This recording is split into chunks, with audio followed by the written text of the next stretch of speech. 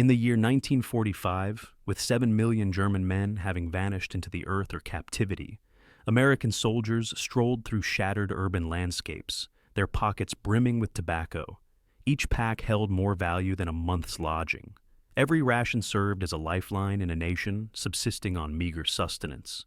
Within a span of 5 years, the occupied territories of Germany witnessed the birth of almost 90,000 children from German mothers and American fathers. Their very existence was discreetly erased from official chronicles. While the prevailing narrative spoke of liberation, behind clandestine affections, disbanded military ensembles, and a black market valued at $100 million, a different reality unfolded. It was a narrative of dominion, desperation, and choices made in clandestine circumstances. How did the interplay of survival and exploitation become so intertwined as to bring forth an entire generation? The genesis of this phenomenon lies in the cigarette-driven economy. A single American cigarette, procured for 5 cents at the post exchange, could procure a warm meal in Berlin or a tram journey across Frankfurt. 10 packs sufficed for a winter cloak, and at times, even for a week's rent. By 1946, American servicemen controlled 8 out of every 10 cigarettes circulating within occupied Germany. The official German government had crumbled, but brands like Marlboros, Lucky Strikes, and Chesterfields sustained the marketplace. Amidst the desolation of Frankfurt, the United States military intelligence estimated the annual volume of trade on the black market to be $200 million, exceeding the city's legitimate economic output. GIs channeled entire cartons from duty-free establishments directly into the hands of desperate Germans. One Berliner recounted how cigarettes were a more secure asset than currency, more reliable than any financial institution. For German women, a pack of cigarettes could translate to a meal for their children. Some bartered them for footwear, others for basic provisions like eggs or soap. The demarcation between commerce and sheer survival became indistinct. Cigarette remnants were salvaged from gutters, meticulously unrolled and re-rolled, while American soldiers remitted home sums triple or quadruple their official salaries, much of which was accumulated through illicit trade. Within the American sector, cigarettes supplanted coinage, and those who controlled their distribution wielded significant influence. For a multitude, each transaction was a negotiation for their very existence.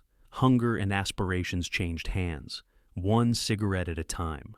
In April of 1945, the Supreme Headquarters Allied Expeditionary Force issued a stringent prohibition. No American soldier was to converse with, associate with, or extend any form of courtesy to German civilians. The directive was unambiguous, yet the circumstances on the ground were in disarray. In the devastated cities, GIs and Germans encountered each other daily, at queues for food, at bomb-ravaged railway stations, and in makeshift marketplaces. Within weeks, reports began to surface on army desks detailing soldiers sharing provisions, engaging in conversation, and even exhibiting romantic interest. By June, senior officers deemed the policy unworkable. Confidential memoranda circulated between Frankfurt and Berlin, with one stating, "It is not feasible to enforce separation when men are sharing sustenance with hungry civilians." Surveys conducted by the Office of Military Government indicated a dramatic decline in compliance. By December of 1945, 70% of American soldiers confessed to fraternization despite the prohibition. Certain units ceased any pretense of enforcement, while others tacitly overlooked the infractions. Commanders cautioned that prosecuting such a vast number of individuals would severely undermine troop morale. The official stance gradually softened. In September, a new memorandum discreetly acknowledged the evident reality. The ban was unsustainable. The regulations receded into the background, supplanted by a complex tapestry of tolerance and denial. During their off-duty hours, soldiers could be observed walking with German women in parks, meeting them in cafes, or circumventing curfews for clandestine encounters. The boundaries between occupier and occupied blurred not due to official policy, but as a consequence of hunger, loneliness, and shared proximity. By winter, Army staff officers ceased reporting violations altogether. The prohibition was effectively defunct, even if not formally rescinded. What commenced as a policy of segregation dissolved into a daily reality of interaction, bartering, and burgeoning intimacy.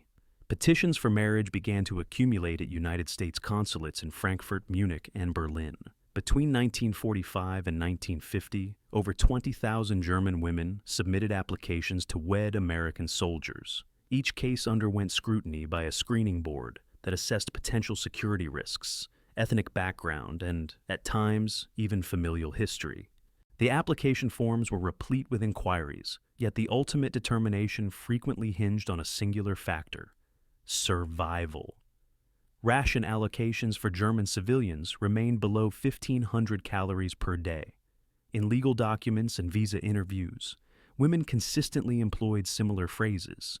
"He provides for my children when there is no bread." The cigarettes sustained us through the winter. Some referred to it as love. Others labeled it survival.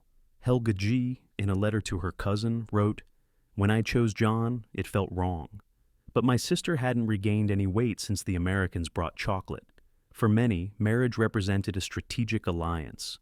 AGI, with access to food and goods from the post-exchange, signified security, comfort, and a prospect for the future. The army was cognizant of this dynamic. Official directives cautioned that any German woman expecting a child fathered by an American soldier would receive no support from the United States Army. Should the soldier disavow paternity, the case would be closed. The policy was rigidly enforced, but the practical implications were more arduous. Some women nonetheless embraced the risk, harboring hopes of obtaining a visa, an exit permit, or simply enough to endure the winter. This pattern was not unique to Germany. In occupied Japan, over 200,000 women entered into marriages with GIs, a phenomenon echoing the pervasive hunger, elusive hope, and the sharp edge of power. Each marriage petition represented a calculated decision, a choice between social disgrace and starvation. For some, the marriage certificate served as a lifeline. For others, it was merely another transaction in a world where survival had become a daily negotiation. Military courtrooms across occupied Germany became repositories for cases that were never brought to public light.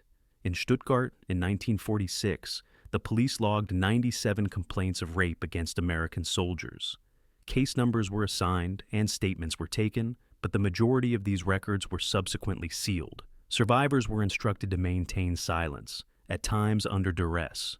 One woman recalled being warned not to speak, not to her neighbors, and not even to her priest. The case files remained secured behind locked doors, bearing the imprint of red wax seals and official signatures. Only a minuscule fraction of these cases proceeded to trial, and even fewer resulted in convictions. In early 1947, a new directive arrived from the United States Information Control Division. German newspaper editors received a circular stipulating that newspapers were forbidden from publishing the names of American offenders. They were also prohibited from employing terms such as occupation child or American kindness. Editorial offices fell silent. Journalists resorted to veiled language, but most stories were suppressed before they could reach the printed page. The public remained largely uninformed. Court transcripts, if preserved, were kept under strict lock and key. Victims were left with rumors and hushed conversations, while official reports documented only what could not be concealed. The American command emphasized the importance of discipline, but the true burden of discipline fell upon those who dared to speak out. Censorship effectively silenced the narrative before it could be fully articulated, and the quiet intensified with the passage of years. In the Soviet occupation zone, transgressions were openly condemned, whereas in the American zone, they were relegated to archives protected by legal statutes and bureaucratic procedures. The prevailing narrative of liberation was meticulously maintained, even as evidence of a different reality accumulated in clandestine rooms. The ensuing struggle would not be waged in courtrooms, but within the unwritten headlines. In 1947, American censors instructed German newspapers not to print the phrases "occupation child" or "American kindness." Editors complied, effectively erasing the reality of tens of thousands of children from public discourse. Hollywood intervened with the release of A Foreign Affair in 1948, transforming the narrative into a musical romance. American GIs were portrayed as charming liberators, and German women as grateful companions. Behind the silver screen, birth registrations quietly increased. By 1955, 90,000 children with American fathers were officially recorded in Germany, yet their existence was scarcely acknowledged in public discourse. The official account was crafted through film scripts and classified directives rather than through the voices of the children themselves. Across the occupied zones, a similar pattern unfolded with regional variations. In the Soviet sector, terror and widespread sexual assault became a daily threat. Historians estimate hundreds of thousands of such assaults, where survival was measured in food or personal safety rather than cigarettes.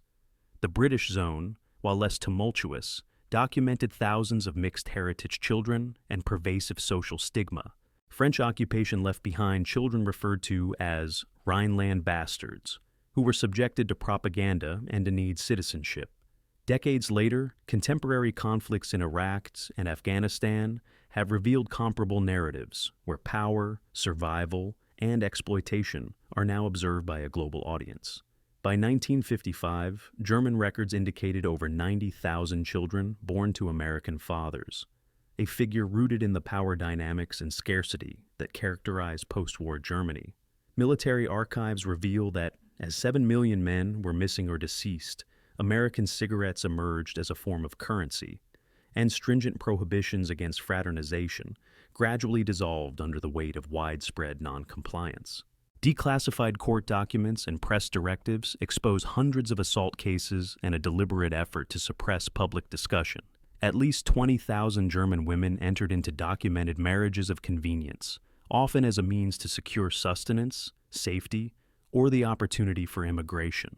Nevertheless, much remains concealed. Numerous court records continue to be sealed, and the experiences of countless mothers and children remain absent from official historical accounts. Today, the evidence serves as a stark warning that military occupations, whether in Germany, Japan, or more recent conflicts, routinely blur the distinction between liberation and exploitation. The archives present a clear picture. Every time an army proclaims itself a liberator, history compels us to inquire, liberation for whom, and at what expense?